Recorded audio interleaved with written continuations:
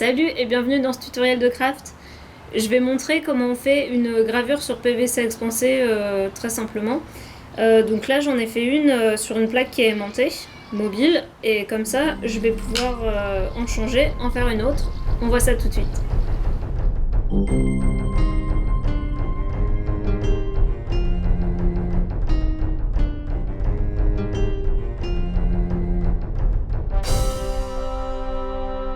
Pour réaliser la même chose, vous aurez besoin de PVC expansé, d'un critérium et d'un cutter pour les couper, d'un décapeur thermique, de papier à poncer, et pour la gravure, vous aurez besoin d'un stylo bic type 4 couleurs, d'un outil pour les ongles du type pour les cuticules, d'un cutter ou d'un scalpel.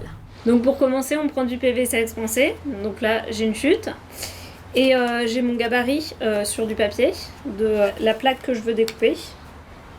Donc on la trace, voilà, ensuite on prend un cutter ou un scalpel et on découpe tout simplement. Le PVC expansé, ça se découpe très très bien. Là c'est du 3 mm.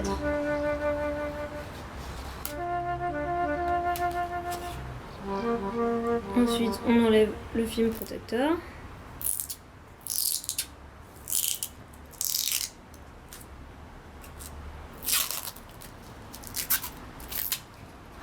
Ensuite, vu que mon but est de faire comme celle-ci, je vais couper les côtés des bords.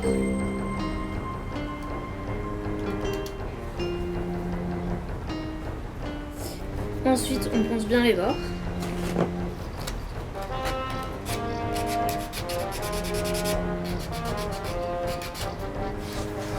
Voilà, donc j'ai ma forme de base qui ressemble.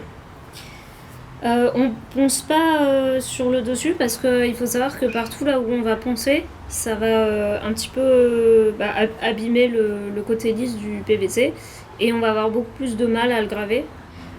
Ensuite, avant de le graver, il faut le thermoformer parce que celle-ci est un petit peu courbée vu que c'est censé aller sur cette partie qui est un peu courbée. Et donc on va le former avant de graver.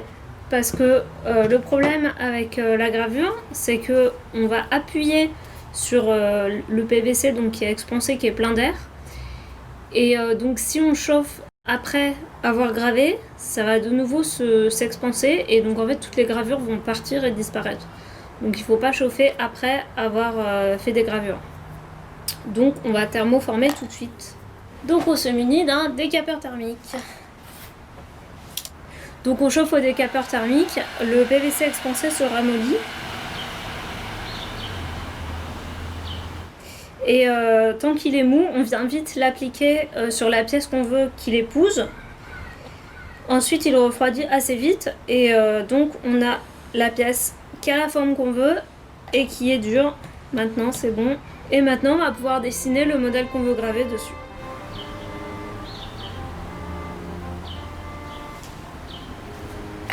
Alors j'ai fait mon dessin, maintenant je peux repasser en appuyant un petit peu plus fort pour déjà commencer légèrement à graver très légèrement le PVC. Voilà, maintenant pour ce qui concerne la gravure, on prend un stylo bic simple. Je vais commencer par les bords. Donc on commence doucement en passant. Donc là c'est un stylo qui a plus d'encre, mais on peut le faire avec de l'encre, c'est pareil. Je mets quelque chose en dessous, vu que ma pièce est légèrement incurvée, ça évite de faire trop de pression dessus. Et donc je vais repasser sur mes traits, d'abord sans trop appuyer, et puis je vais repasser encore en appuyant à chaque fois un peu plus. L'important c'est de faire des sillons dans lesquels le stylo sera guidé quand on va appuyer très très fort. Parce que quand on va appuyer très très fort, on ne sera pas précis. Et si le stylo va n'importe où, c'est fichu. Du coup, il faut faire les sillons pour que le stylo aille là où on veut, de plus en plus profond. Et une fois qu'ils sont assez profonds, quand on appuie très très fort, le stylo est guidé tout seul. Là, on voit déjà que le côté de mon blason est en relief. Maintenant, je vais passer le stylo en biais pour biseauter un peu le bord là que j'ai fait ici. Donc c'est pareil, là on appuie très très fort si on veut que ça écrase. En fait c'est ça, le but c'est d'écraser le PVC. Si vous avez déjà fait du cuir repoussé, c'est un peu les mêmes techniques. Ensuite je vais faire les petits rivets comme on voit ici. Donc les effets petits rivets, je les fais avec le même stylo Bic, sans la mine juste. Donc un stylo 4 couleurs sans mine. Et un butoir pour taper dessus. Vu que ma pièce est un peu incurvée, je peux prendre un martyr pour aller taper dessus. Comme ça, j'essaye de respecter un peu sa courbe et ça évite qu'elle se casse.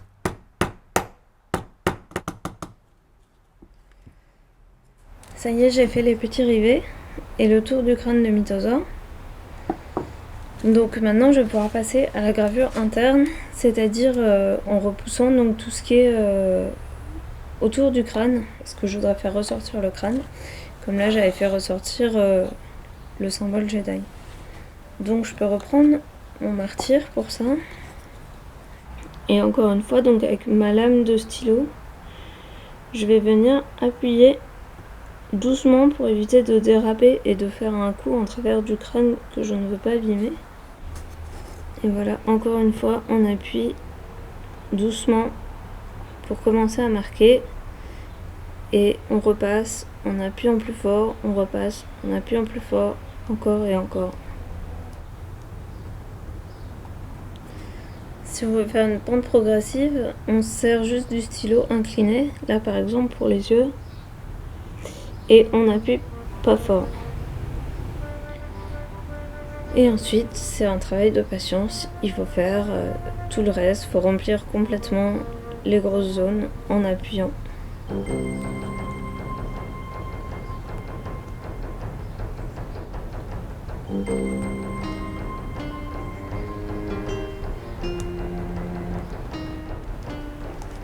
Je me sers aussi de mon doigt pour bloquer. Là par exemple, je tire vers le bas et j'ai pas envie d'aller jusqu'à la corne. Donc je bloque avec mon doigt. Comme ça le crayon ne peut pas déraper plus loin.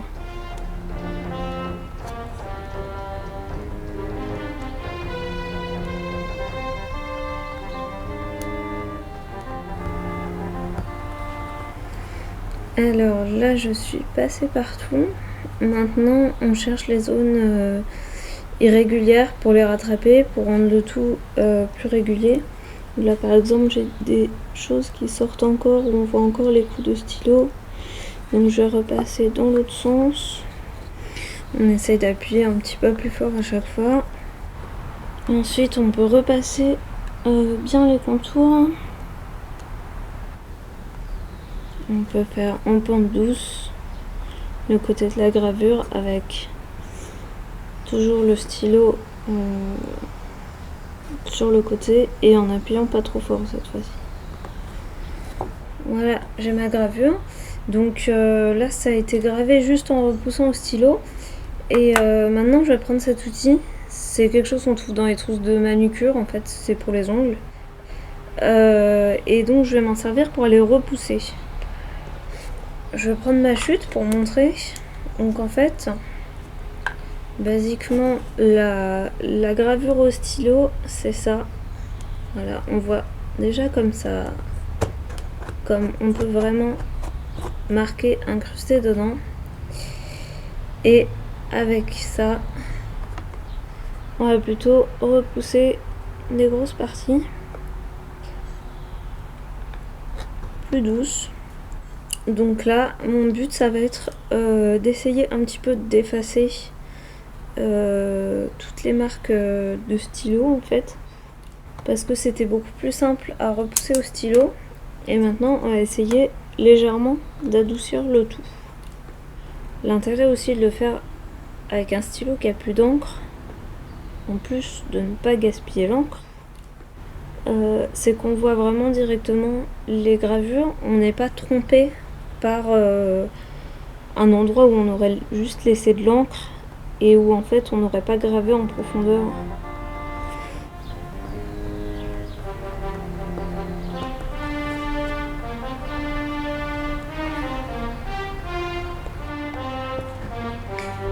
Et voilà, c'est gravé et repoussé.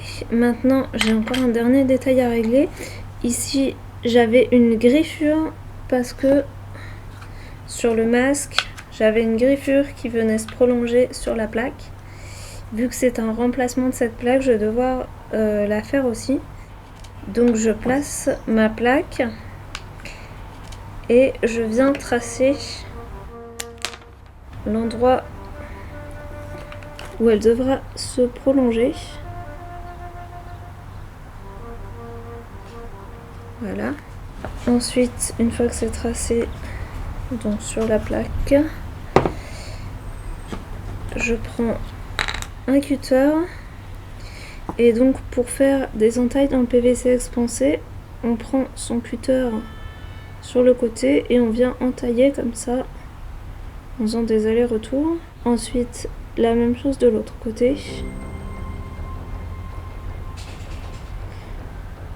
on fait bien le côté et ensuite avec la pointe de mon scalpel je peux venir continuer ici la griffure vers le haut et je peux la faire plus profonde en recommençant plus au centre de la griffure. Je peux très légèrement venir poncer l'intérieur de la griffure si j'ai envie d'enlever un petit peu cet effet vraiment où on verrait la lame un petit peu. Après la griffure est censée être faite par une lame, donc c'est pas non plus dérangeant. Voilà, maintenant on est prêt à mettre en peinture.